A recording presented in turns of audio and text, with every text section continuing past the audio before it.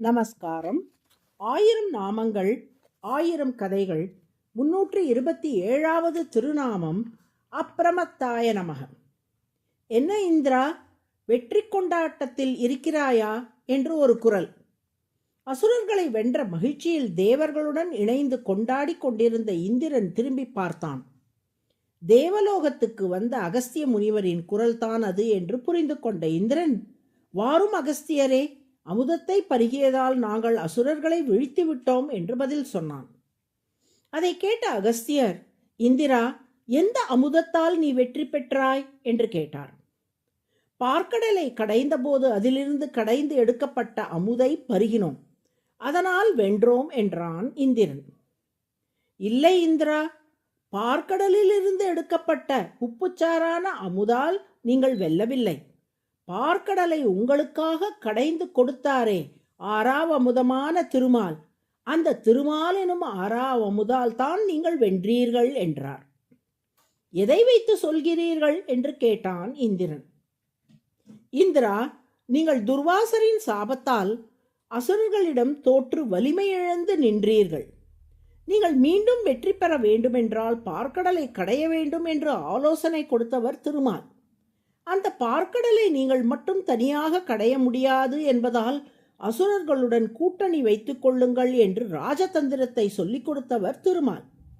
மந்தரமலையாகிய மத்தை கருட வாகனத்தில் கொண்டு வந்து பார்க்கடலின் மத்தியில் நிலைநிறுத்தியவர் திருமால்.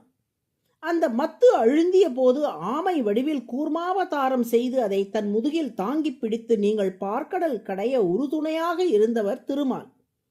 தேவர்களும் அசுரர்களும் பார்க்கடலை கடைந்து களைப்படைந்து இருந்த நிலையில் உங்களுக்கெல்லாம் உள்ளிருந்து சக்தியை கொடுத்து கடைய வைத்தவர் திருமால்.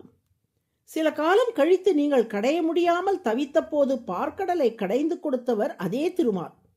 பார்க்கடலில் இருந்து ஆலகால விஷம் வந்தபோது அதை பரமசிவனிடம் வழங்கி உலகை காக்குமாறு ஆலோசனை தந்தவரும் திருமால். தன்வந்திரியாக அவதாரம் செய்து அமுத கலசத்தை கையில் ஏந்தி வந்தவர் திருமால். அது அசுரர்களுக்கு கிடைக்காதபடி மோகினி அவதாரம் செய்து அசுரர்களை மயக்கி தேவர்களான உங்களுக்கு மட்டும் அமுதை பெற்றுக் கொடுத்தவர் திருமால்.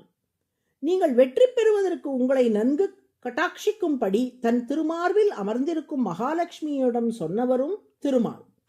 சற்று யோசித்து பாருங்கள். உங்களை காக்கும் போது ஒவ்வொரு நிலையிலும் எப்படியெல்லாம் கவனத்துடன் திருமால் செயல்பட்டிருக்கிறார். ஆலோசனை, ராஜதந்திரம், மத்தை கொண்டு வருதல், மத்தை சுமத்தல், சக்தி கொடுத்தல், விஷத்தை முறித்தல், அமுதை கொணர்ந்தல், அசுரர்களை மயக்குதல், வெற்றியை அருளுதல் என ஒவ்வொரு நிலையிலும் உங்களை விட அவர்தான் அதிக கவனம் செலுத்தி உங்களை இந்த நிலையில் இன்று வைத்திருக்கிறார். இப்படி திருமகளோடு இணைந்து திருமால் புரிந்த அருளால் தான் நீங்கள் வென்றீர்கள் என்று சொல்லி சிரித்துவிட்டு சென்றார் அகஸ்தியர்.